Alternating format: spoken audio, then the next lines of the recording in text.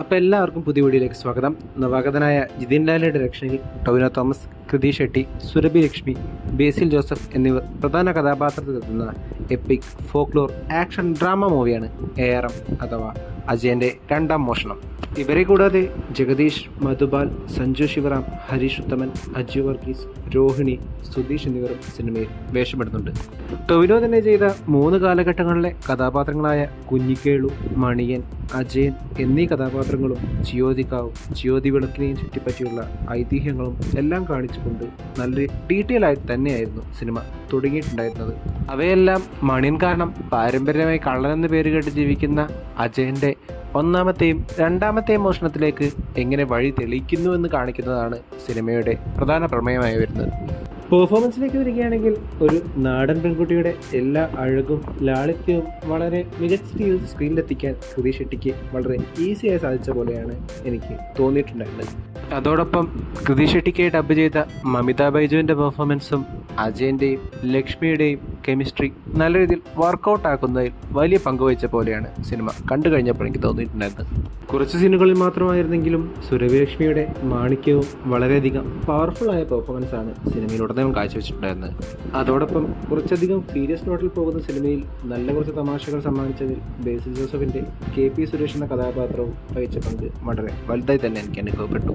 അവസാനമായി 3 കാലഘട്ടങ്ങളിലെ 3 കഥാപാത്രങ്ങളെയും ഒരു തരത്തിലും സാമ്യം തോന്നിക്കാത്ത രീതിയിൽ വളരെയധികം നാച്ചുറലായി തന്നെയായിരുന്നു ടൊവിനോ തോമസ് പെർഫോം ചെയ്തിട്ടുണ്ടായിരുന്നത്.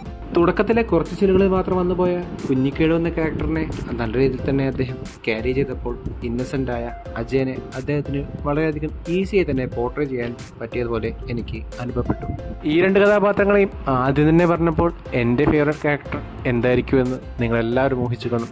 അതെ, വളരെയധികം ഫിസിക്കലിയും മെൻ്റലി ഡ്രെയിൻ ആകുന്ന തരത്തിലുള്ള ഒരു ക്യാരക്ടറായിരുന്നു കള്ളനായ മണിയൻ എന്ന കഥാപാത്രം. അതിൻ്റെ പൂർണ്ണതയിൽ തന്നെ പെർഫോം ചെയ്യാൻ ടൊവിനോ തോമസ് എന്ന പെർഫോമർക്ക് സാധിച്ചു എന്ന് വേണം പറയാൻ. 3 കഥാപാത്രങ്ങളിലും കോമൺ ആയിരുന്ന ഒരേ ഒരു കാര്യം ആക്ഷനുകളായിരുന്നു. വിക്രം മോർ, ഫീനിക്സ് പ്രഭു എന്നിവർ കോറിയോഗ്രാഫ് ചെയ്ത ആക്ഷനുകളിലും മികച്ചു നിന്നത് മണിയൻ എന്ന കഥാപാത്രം തന്നെയായിരുന്നു. ടെക്നിക്കൽ സൈഡിലേക്ക് വരികയാണെങ്കിൽ കുറച്ചധികം VFX സീനുകളുള്ള സിനിമയിൽ വളരെയധികം കൺവിൻസിംഗ് ആയി തന്നെ അവയെല്ലാം ഉപയോഗിച്ചതായി എനിക്ക് അനുഭവപ്പെട്ടു. കൂട്ടിന് ജോമോണ്ടി ജോണിൻ്റെ ഗ്രാൻഡിയർ സിനിമാറ്റോഗ്രാഫിയും ഷമീർ മുഹമ്മദിൻ്റെ സീംലെസ് എഡിറ്റും കൂടി ചേർന്നതോടെ സിനിമയ്ക്ക് മാറ്റുകൂട്ടുന്നതിൽ വലിയ പങ്ക് വഹിച്ചതായി എനിക്ക് അനുഭവപ്പെട്ടു.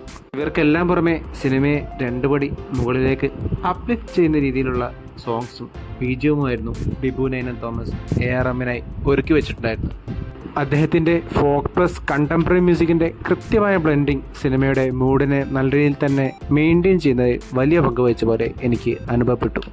ഇൻ കൺക്ലൂഷൻ, സുജിത് നമ്പ്യാറിൻ്റെ കെട്ടുറപ്പുള്ള സ്ക്രീൻ പ്ലേയോടൊപ്പം ഒരു നവാഗത സംവിധായകനെന്ന് തോന്നിക്കാത്ത വിധത്തിലുള്ള മേക്കിങ്ങും ഡിറക്ഷനുമായി ജിതിൻ ലാലും അദ്ദേഹത്തിൻ്റെ വിഷനെ പൂർണ്ണമായി ഉൾക്കൊണ്ടുകൊണ്ട് ടൊവിനോ തോമസും അഴിഞ്ഞാടിയപ്പോൾ ലഭിച്ച മലയാള സിനിമയിലെ ഒരു നാഴികക്കല്ലായാണ് ARM എനിക്ക് തോന്നിയിട്ടുണ്ടായിരുന്നത്. എല്ലാവരും സിനിമ തിയേറ്ററിൽ തന്നെ പോയി കണ്ട് വിജയിപ്പിക്കണമെന്ന് പറഞ്ഞുകൊണ്ട് ഈ വീഡിയോ ഞാൻ അവസാനിപ്പിക്കുന്നു. വീഡിയോ ഇഷ്ടപ്പെട്ടാൽ ചാനൽ സബ്സ്ക്രൈബ് ചെയ്യുക. അപ്പോൾ മറ്റൊരു വീഡിയോയുമായി വീണ്ടും കാണും വരെ ഗുഡ് ബൈ.